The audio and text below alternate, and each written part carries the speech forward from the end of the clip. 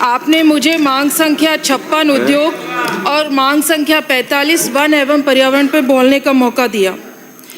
सभापति महोदय, मैं अपनी बात अपने जिले और अपने क्षेत्र तक सीमित रखूंगी। मैं आपके माध्यम से औद्योगिक विकास में सबसे पिछड़ा जिला झुंझुनू जिला, उसके बारे में चर्चा करना चाहूँगी। और झुंझुनू जिला औद्योगिक के अंदर क्यों पिछड़ा हुआ है, उसके बहुत से कारण हैं, उन कारणों पर प्रकाश डालना चाहूँगी। ये बात सही है कि औद्योगिक विकास के लिए पूंजी, कौशल, सस्ता श्रम, निवेश आदि की आवश्यकता होती है।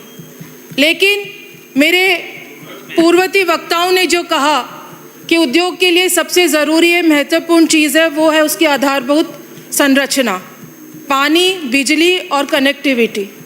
सभापति महोदय, मुझे कहने में बिल्कुल संकोच नहीं है कि आज के टाइम में भी झुंझुनू जिला आज तक जयपुर और दिल्ली जैसे महानगरों से भी अच्छी तरीके से कनेक्ट नहीं हो पाया है।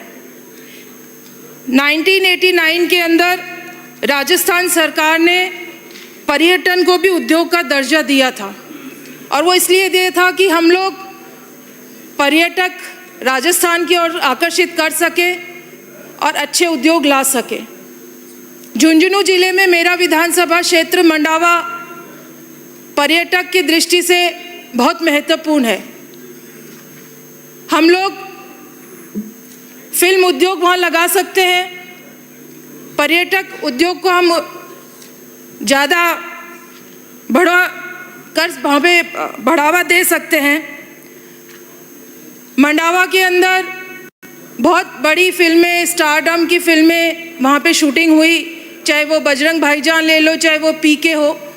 मैंने भी बहुत कोशिश करी कि शेखावटी के अंदर फिल्म उद्योग एक सेटअप लगे ताकि फिल्म उद्योग यहाँ पे डेवलप हो सके, लेकिन नहीं हो पाया। सभापति महोदय, सरकार चाहे कांग्रेस की हो चाहे बीजेपी की हो, जब भी सरकार आती है, चाहे नई सरकार आती है, तो वो रिसर्जेंट राजस्थान के नाम से, राजस्थान समिट के नाम से, चाहे राइजनिंग राजस्थान के नाम से उद्योगपतियों को यहाँ पर बुलाती है, और बहुत सारे MOU यहाँ पर होते हैं। अभी हाल ही में दिसंबर के अंदर राइजनिंग राजस्थान समिट 2024 हुआ, बहुत सारे निवेशक आए, MOU हुआ। मेरे झुंझुनू जिले में भी निवेश के लिए 157 MOU हुए। इन 157 MOU में 30 MOU एग्रीकल्चर डिपार्टमेंट के थे, केवल एग्रीकल्चर डिपार्टमेंट के। 44 MOU ऊर्जा विभाग से संबंधित थे, जो सौर ऊर्जा की हम लोग बात कर रहे हैं, और 19 MOU उद्योग विभाग से संबंधित थे।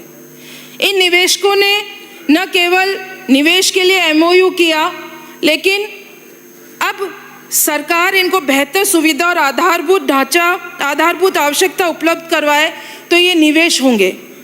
सभापति महोदय, जो एग्रीकल्चर के अंदर, एग्रीकल्चर डिपार्टमेंट के अंदर जो 30 MOU हुए, वो धरातल पर कैसे उतरेंगे? शेखावटी इलाका, झुंझुनू जिला खारा पानी का इलाका है, रेगिस्तानी इलाका है, वहाँ पानी नहीं है, और उद्योग को डेवलप करने के लिए सबसे बड़ी जो मांग होती है वो पानी की होती है और बिजली की होती है। अभी हमें खुशी हुई कि पिछले बजट के अंदर राजस्थान की सरकार ने यमुना जल समझौते पर बात करी। यहाँ पर अभी तो पीने का पानी उपलब्ध नहीं है झुंझुनू जिले के अंदर, फिर सिंचाई की हम लोग बात करेंगे, फिर तीसरे पायदान पर उद्योग आता है। 60 करोड़ रुपए पिछले बजट के अंदर यमुना समझौते के DPR के लिए यहाँ पे घोषणा हुई। बड़े बड़े पोस्टर हमारे झुंझुनू जिले के अंदर लगे। भागीरथ हमारे माननीय मुख्यमंत्री जी को कहा गया, हमारे जो MP हैं घनश्याम जी तिवारी, वो सीख कर आए और बहुत बड़ा आयोजन उन्होंने करा। लेकिन इस बजट के अंदर यमुना समझौते पर 0 है, तो जब पानी उपलब्ध नहीं होएगा माननीय सभापति महोदय, तो उद्योग कैसे लगेगा? दूसरे, बिजली की उपलब्धता, आप देखें बिजली नहीं है, अभी किसानों को उपलब्ध नहीं हो रही, आम जनता को बिजली समय पर नहीं मिल पा रही है, पूरी बिजली नहीं मिल पा रही है, तो उद्योगों के लिए बिजली कैसे आएगी? हमारे माननीय मुख्यमंत्री महोदय ने कहा कि हमारे पास भरपूर बिजली है, तो मेरा निवेदन है, उद्योग मंत्री जी यहाँ बैठे हैं और हमारे विद्युत मंत्री जी भी कहीं ना कहीं सुन रहे होंगे, हमारे यहाँ पर उद्योगों के लिए बिजली की दरें बहुत ज़्यादा हैं। जब बिजली खूब पर्याप्त मात्रा में उपलब्ध है तो कम से कम हमें इस पर ध्यान देना चाहिए कि इसकी जो बिजली दर है उसको कम किया जाए, ताकि लोग यहाँ पर निवेश कर सकें और अच्छे उद्योग यहाँ लगा सकें और हमारे जो बेरोज़गार युवक हैं उनको रोज़गार उपलब्ध हो सके। फ्रेंडली एनवायरनमेंट हमें बनाना होगा। अभी आईफा का बहुत बड़ा आयोजन हम लोग देख रहे हैं, राजस्थान के अंदर हुआ और बहुत खूबसूरत आयोजन हुआ। उसकी सफलता के लिए मैं बधाई देना चाहूँगी। लेकिन जिस तरीके का माहौल बना यहाँ पर, हमारे परिवहन मंत्री का पेपर के अंदर वक्तव्य आया, जो बाहर से गाड़ियाँ आ रही थी, आसपास के जो हमारे प्रदेश है वहाँ से गाड़ियाँ आ रही थी, चाहे वो यहाँ पर आईफा अवार्ड को देखने आ रही हो या कोई निवेश करने आ रहे हो, इतने चालान पकड़ पकड़ के उन गाड़ियों के करे, लाखों लाखों रुपए के।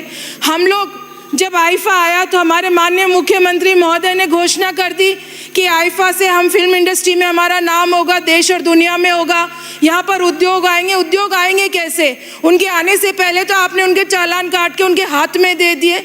एक फ्रेंडली एनवायरनमेंट बनाने की बहुत ज़रूरत है उद्योग मंत्री जी यहाँ पर, जो हम लोग उपलब्ध नहीं करवा पा रहे हैं। हम सिंगल विंडो की बात करते हैं, रेड टेपिज्म का इतना ज़्यादा यहाँ पर एक एक फाइल का पीछा करना पड़ता है और उसके बाद भी जो निवेशक होता है उसको ये पता नहीं हो सकता कि मेरा उद्योग लग जाएगा और मुझे उसके बदले में रिटर्न मिलना शुरू हो जाएगा, मैं उसमें सफल हो जाऊँगा, इसकी गारंटी भी नहीं है। इसलिए यहाँ पर आते तो हैं MOU करने, लेकिन उसके बाद जो यहाँ पे अधिकारियों को कह दो, ब्यूरोक्रेट्स का कह दो, चाहे हमारे सरकार का कह दो, जिस तरीके का रवैया रहता है, जिस तरीके से उनको दफ्तरों के चक्कर लगाने पड़ते हैं, तो मैं समझती हूँ एक बहुत बड़ी कमी है। हमारे उद्योग मंत्री यंग है, एनर्जेटिक है, हो सकता है उनकी बहुत लंबी सोच हो, वो आगे का दृश्य देख रहे हो कि राजस्थान के अंदर अच्छे उद्योग आए, युवाओं को रोजगार देने की वो बात करते हैं। तो अधिकारियों की कम से कम एक मीटिंग लेके, और पानी बिजली के अधिकारियों को भी आप बुलाएं, वहाँ पे आधारभूत संरचनाएं अगर हम मजबूत कर सकेंगे राजस्थान के अंदर, तो निश्चित तौर पर उद्योग यहाँ पर निवेश करेंगे, उद्योगपति आकर, और हम लोगों को जो राइजनिंग राजस्थान करा उसमें कहीं ना कहीं हमें सफलता मिलेगी। सभापति महोदय, 2021 के बजट के अंदर मलसीसर को औद्योगिक क्षेत्र की घोषणा करी थी और मुझे खुशी है कि उस पर 80% काम भी उसका हो गया। 49.42 एकड़ भूमि पे ये औद्योगिक क्षेत्र लगा हुआ है और इसमें तकरीबन 148 भूखंडों का नियोजन किया गया। मुझे नहीं पता कि जो कमेटी यहाँ पर, जो अनुशंसा कमेटी जयपुर मुख्यालय में बनी, उन्होंने सिर्फ 79 भूखंडों के लिए क्यों कहा। वहाँ पे जो सबसे बड़ी कमी अभी रह गई है वो पानी की उपलब्धता नहीं है। उस औद्योगिक क्षेत्र के पास में ही कुंभाराम लिफ्ट परियोजना का बड़ा डैम बना हुआ है। तो मैं उद्योग मंत्री से कहना चाहूँगी, मेरा निवेदन है आपसे कि उसके ऊपर भी आप ध्यान दें। बहुत बड़ा क्षेत्र डेवलप हो गया, 80% से ज़्यादा वहाँ काम हो गए। अगर आप उसको प्रायोरिटी पे लेंगे तो वहाँ पर भी लोग उद्योग लगाएंगे और उनकी जो भूखंड है उनकी भी आप सेल करवाएं, ताकि लोग आएँ और उद्योग लगाएं, तो लोगों को रोज़गार उपलब्ध हो सके। 2023 में मेरा दूसरा ब्लॉक बना, मंडावा ब्लॉक। उसके अंदर भी औद्योगिक क्षेत्र रीको की घोषणा हुई, लेकिन ज़मीन उपलब्ध नहीं हो पाई। चारागाह भूमि थी, लिख के भी दिया प्रशासन ने, लेकिन उस पर अभी तक कोई कार्रवाई नहीं हुई है। तो मेरा आपसे निवेदन है कि वहाँ पर भी भूमि उपलब्ध है, चारागाह भूमि, उसके बदले में खेतड़ी और बुहाना की तरफ काफ़ी ज़मीन है, आप उसके एवज के अंदर वहाँ पर भूमि उपलब्ध करा के और औद्योगिक क्षेत्र को डेवलप कराएं, ताकि वहाँ पे भी उद्योग, वहाँ पे मंत्री महोदय, वहाँ पर फिल्म उद्योग लगने का बहुत बड़ा स्कोप है, आप इसकी तरफ ध्यान दें। साउथ के अंदर फिल्म उद्योग पे बहुत ध्यान दिया जाता है, महाराष्ट्र बॉम्बे में दिया जा रहा है, लेकिन हमारे राजस्थान के अंदर बहुत शूटिंग होती है। हम लोगों को इस पे ध्यान देना चाहिए। और शेखावटी के अंदर, विशेषकर मंडावा विधानसभा के अंदर, जो हवेलियों के लिए बहुत प्रख्यात है, वहाँ पर अगर आप फिल्म उद्योग शुरू करेंगे तो बहुत आपको सफलता मिलेगी। मैं यहाँ पर हमारे वन और पर्यावरण मंत्री भी विराजमान हैं। वैसे तो वन और पर्यावरण बोलते हैं तो हमें एक ठंडक का एहसास होना चाहिए। हमारे जो मंत्री महोदय हैं उनका दिमाग बहुत जल्दी गर्म हो जाता है, तो वो एक पेड़ माँ के नाम वाली बात है, तो वो आप पे भी लागू होती है। ठंडा दिमाग रखें और जब आप बोले तो हमें लगना चाहिए कि वन और पर्यावरण मंत्री बोल रहे हैं। सभापति महोदय, मैं आपके मार्फत मंत्री महोदय से एक ही निवेदन करना चाहूँगी। खेजड़ी रेगिस्तान का कल्प वृक्ष है और इसको राज्य वृक्ष का भी दर्जा दिया है। इंडियन ऑयल कॉरपोरेशन तेल और गैस की भूमिगत लाइनें मेरे मंडावा विधानसभा क्षेत्र में से निकली और हजारों की संख्या के अंदर खेजड़ी के जो वृक्ष थे उनको काट दिया गया। उनको काटने के बाद जो वहाँ के जो वन अधिकारी थे, जब उनसे पूछा गया कि ये क्या है, तो उन्होंने उसको जलावन बता दिया। उस लकड़ी को जलावन बताने से मेरे जो किसान हैं जिनके खेतों में नुकसान हुआ, खेजड़ी के वृक्ष काटे, उनको जो मुआवजा है वो बिल्कुल ना के बराबर मिला। तो आपसे मेरी ये मांग है कि आप इसको दोबारा दिखवाएं, जबकि सीकर और नागौर के अंदर उसको इमारती लकड़ी बताया। खेजड़ी की इमारती लकड़ी होती है। सीकर और नागौर के जो वन अधिकारी थे उन्होंने उसको इमारत की लकड़ी बताया और झुंझुनू के अधिकारियों ने उसे जलावन बताया। तो मेरे जो यहाँ पर किसान हैं उनको मुआवजा कम मिला। झुंझुनू जिले के किसान को प्रति खेजड़ी 3,000 रुपये कम मिले। इसको आप संज्ञान लें इसके बारे में भी। और जो वृक्ष कटे उनके एवज के अंदर और वृक्ष लगे। और खेजड़ी क्योंकि हमारा मुख्य प्रदेश राज्य का राज्य वृक्ष है, तो इसका विशेष ध्यान आपको रखना होगा और इसकी भी आप तह तक जाएं कि ऐसा क्यों हुआ कि एक ही लाइन के लिए जो वृक्ष कटे, एक ही तरीके का एक ही प्रकार का वृक्ष कटा है। सीकर और नागौर में उसकी अलग से मुआवजा राशि रही और झुंझुनू में अलग से रही। सभापति महोदय, आपने मुझे समय दिया उसके लिए आपका बहुत बहुत धन्यवाद। आभार। जय हिंद, जय भारत।